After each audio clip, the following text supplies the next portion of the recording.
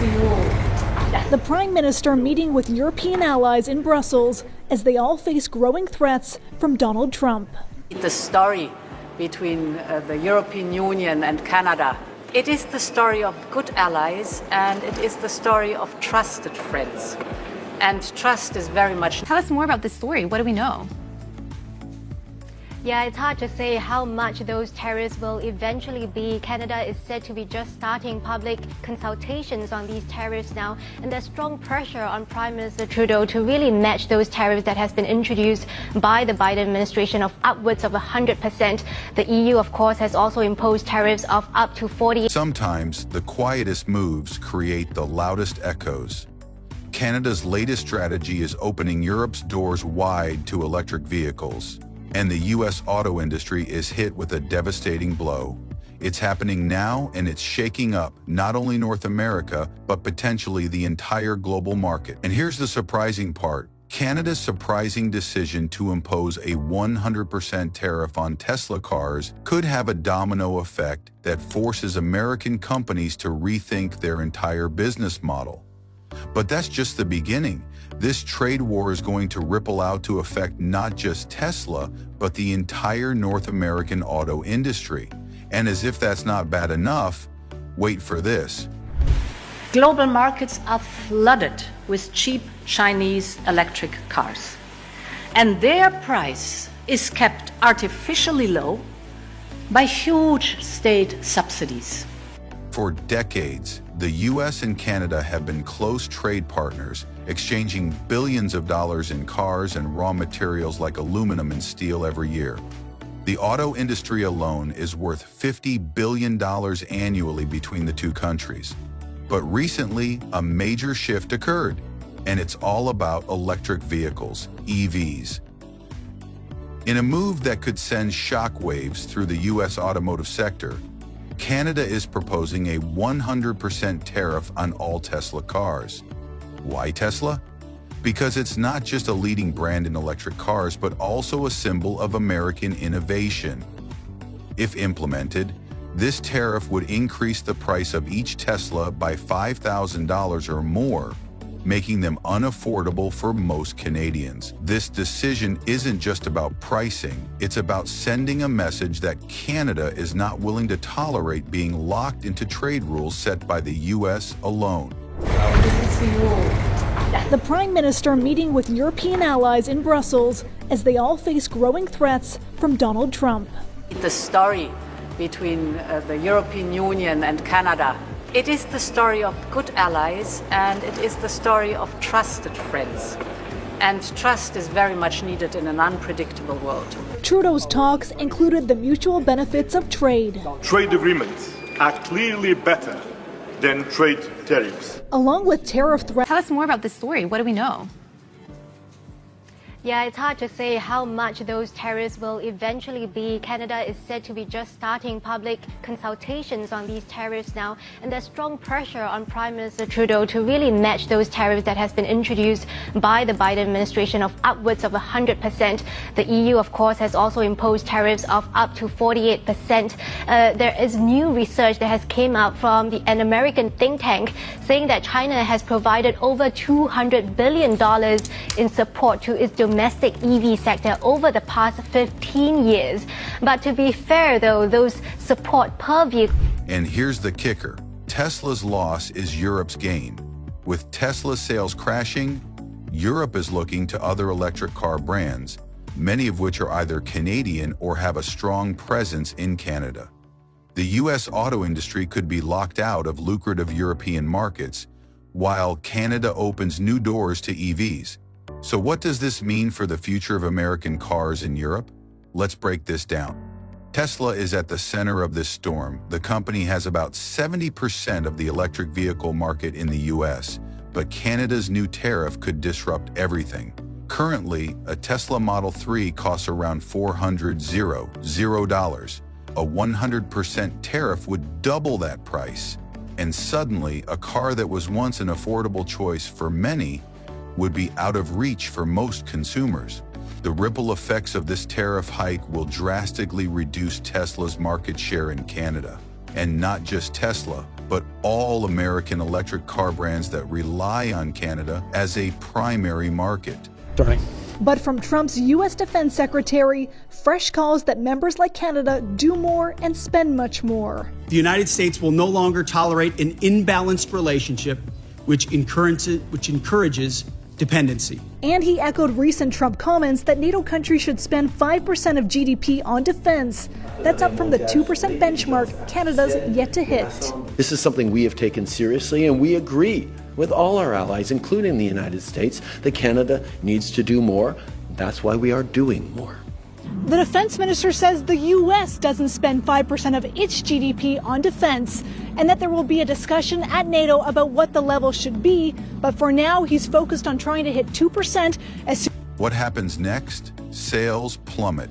Investors lose confidence, and Tesla's stock value could drop significantly. This decline won't stop at Tesla. It will affect all American electric vehicle manufacturers, weakening their ability to compete internationally. Tesla's expansion plans will face significant roadblocks, and this could create a global ripple effect, impacting the electric vehicle industry as a whole. Other car makers may now look to Europe for opportunities, leaving the U.S. auto sector scrambling.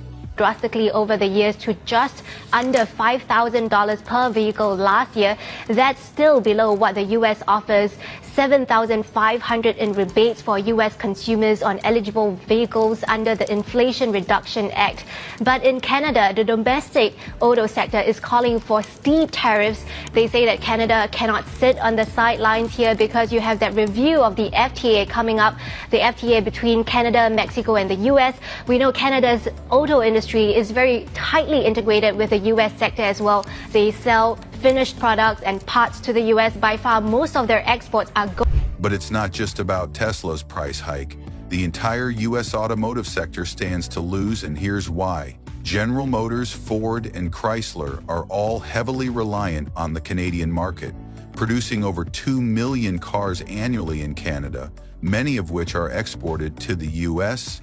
and other parts of the world. If Canada goes ahead with these tariffs, entire manufacturing plants could shut down, and hundreds of thousands of workers could lose their jobs in both Canada and the U.S. The Canadian auto industry, worth about $50 billion annually, will face massive disruptions. If trade tensions don't resolve soon, this could lead to long-term damage, not just for Canada, but for the entire North American economy. So Prime Minister Trudeau will really have to balance between the U.S. and China now. And of course, there will be fears of retaliation from China as well.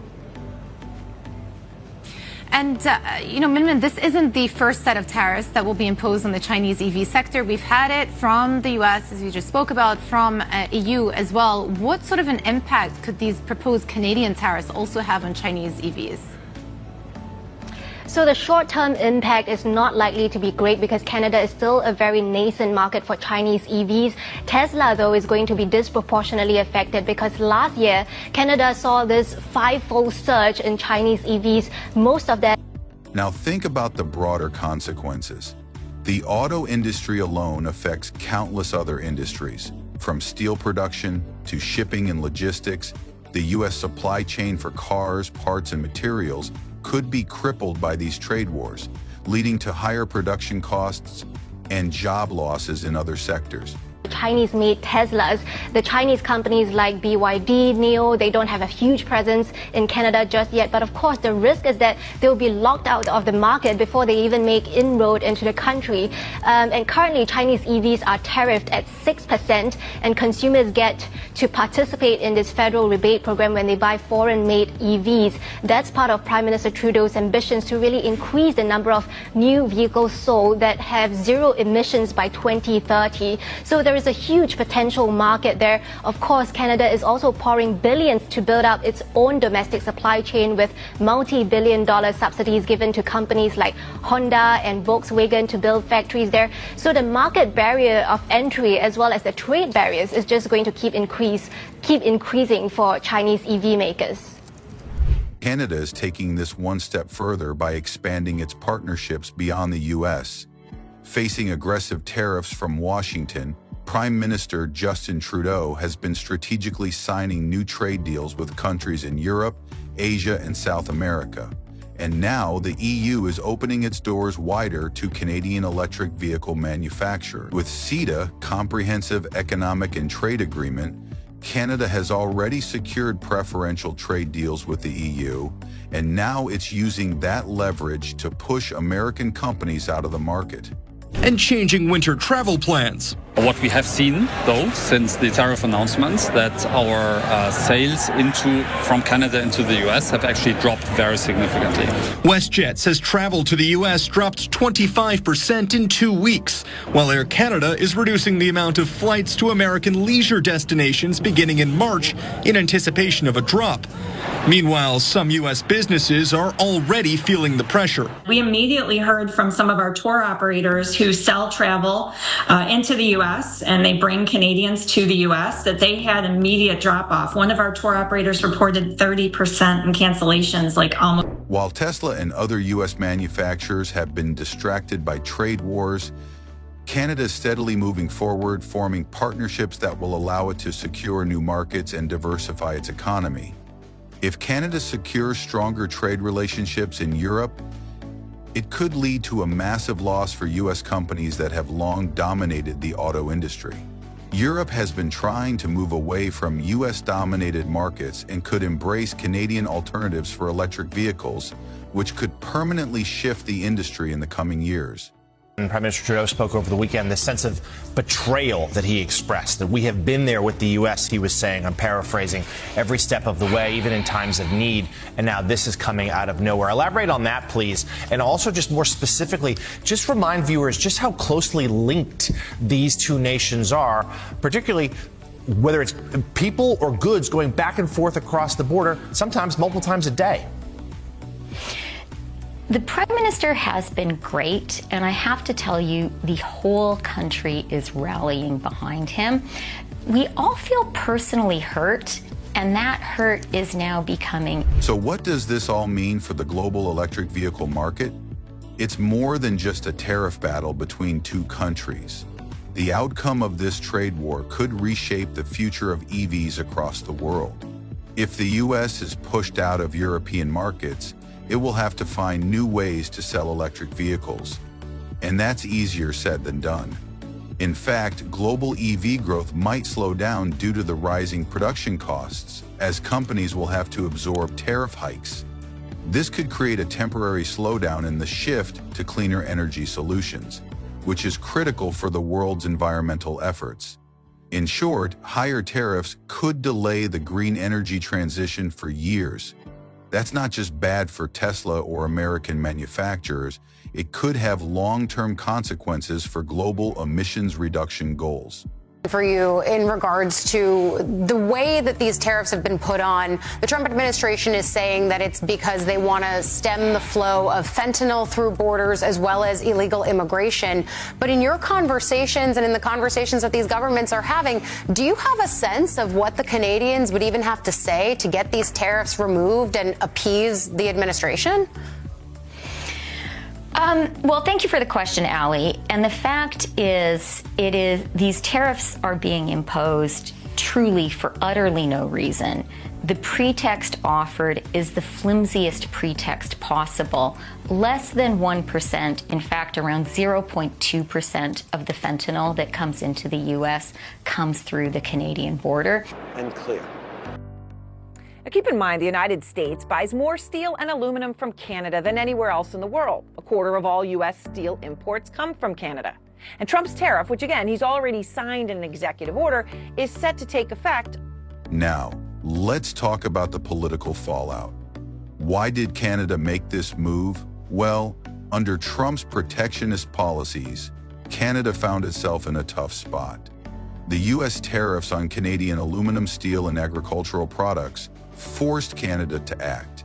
Instead of backing down, Canada hit back with retaliatory tariffs, not just targeting American goods, but also diversifying its trade and moving closer to the EU. Well, it should. The Prime Minister is absolutely right. These tariffs are illegal, they are unjustified, And crucially, Aaron, they are self-mutilating for the United States. They're going to hurt the U.S. really badly. And we know that because it's not the first time this has happened. In 2018, the United States imposed tariffs of 25% on Canadian steel, 10% on Canadian aluminum. And in 2019, the U.S. dropped those tariffs, mostly because those tariffs hurt. This is no ordinary trade dispute. It's part of a broader strategy that aims to reduce Canada's dependence on the U.S., making it less vulnerable to Washington's erratic policies. By forming new strategic alliances, Canada is positioning itself as a global trade leader. And this isn't just about protecting its economy, it's about securing its future in the automotive industry and beyond. This could be solved in 5 minutes. We want a secure border too. We would like to stop the illegal U.S. guns that are smuggled into Canada and cause deaths on Canadian streets. And we are very happy to work together to not have asylum seekers cross an. So what happens next? Well, if Canada's move is successful, the U.S. auto industry will be forced to adapt quickly. It might need to reduce prices, improve quality, and rethink its global expansion strategies if it hopes to compete with Canadian automakers and European manufacturers. But this won't be easy. If Canada succeeds in securing these trade relationships, the U.S. auto industry could lose ground for years to come. And if the U.S. doesn't act fast, the future of electric vehicles could look very different than what we expected. Kindly let us know your thoughts in the comments. Don't forget to like, subscribe, and turn on your notification settings.